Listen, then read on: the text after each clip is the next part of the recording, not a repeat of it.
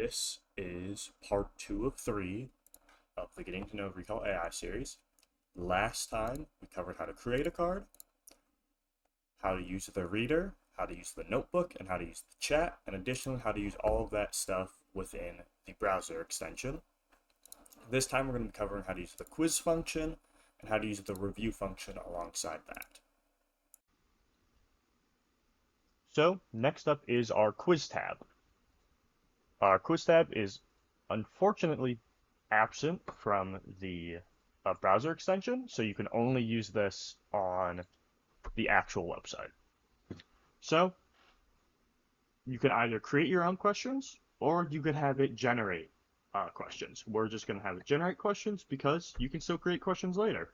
So if you want a good start, you can have it generate its own questions, and then we can always add something that we think we need for if you need to study or just need to memorize the article, the info in the article.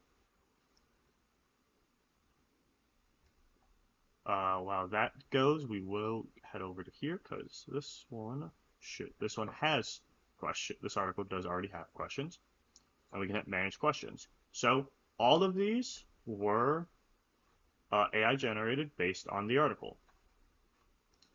As you can see, it's giving me the option. I could always add an option to any of the questions if I want more than 4 possible answers. I can also just create a question. And after that, you can always start review, which brings you to your review section, and we'll kind of get over that later, how Recall does its way to make sure that you know your stuff. Oh, 21 questions generated.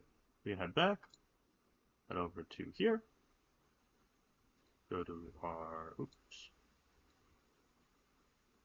manage questions, and here we go.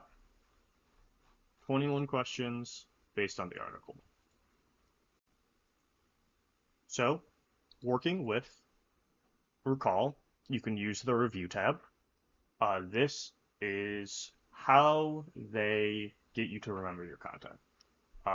Going over here, you can see that they use a method called active recall and spaced repetition. So, basically that means when you hit start review, it's going to give you questions. So it'll give you 10 questions, and you have to answer all of them. If you miss a question, so let's just, yeah, this seems right. Wrong. It was the woolly mammoth, dodo, the thylacine. We can continue through, and we're really not doing great.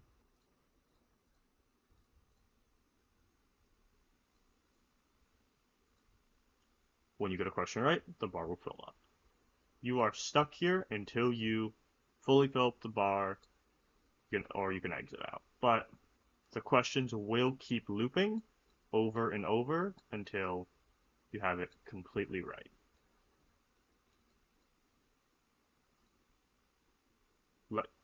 Let's correct the questions you missed. And we're back. So we can keep looping until we get it all right, and you can also peek if you need to, which will automatically open the article and you can look at it. Now, that's half of it. The other part is when you Recall will, as long as you've done all of your reviews, the next day when you come on to Recall, it'll want you to do more review. It basically makes it so when you answer a question right, so we answered how long ago the dire wolves were from when they went extinct was 10,000. We answered that correct on the first time. Tomorrow, I will not have to answer that question. But all of those questions that I got wrong, I will have to answer. And if I get them wrong, I have to do them the next day. And I keep going until I get them right. And then, if I get them right, for an extended period of time, they won't show up on my recall. Then, when they show up again, if I get them wrong, I'm back to, I gotta do it next day. But if I get it right, it gets increasingly longer the more times in a row you get it right. So you're only ever really studying the stuff you need.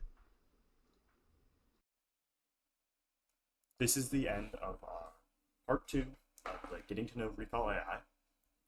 And this part, we covered the Quiz tab and the Review tab. In the third and final part, we will be covering connections, graphs, also going over the options.